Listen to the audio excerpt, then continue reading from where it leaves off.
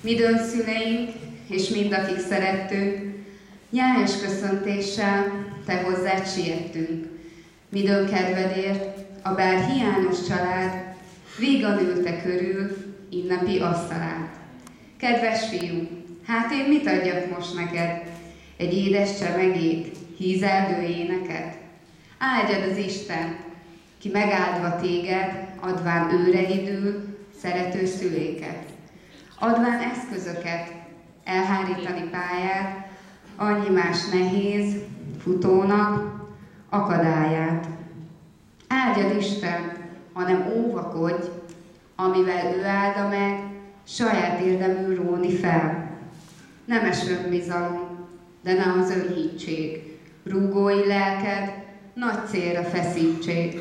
Legnagyobb cél pedig itt e földi létben, ember lenni mindig, minden körülményben. Serdülj, kedves ifjú, poharam cseng érted, légy ember, ha majdon azt az időt éred. Szeressed hazádat, ó, a hon szeretett, most lehet őszinte, igaz, önzéstelen.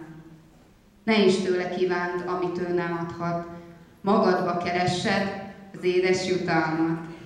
Csillagi nem lesznek, fényes díszjelei, keresztje elég van, de maga viseli. Serdülj, kedves ifjú, még egyszer a kelyhet, nőj elég nagyra betölteni a helyet.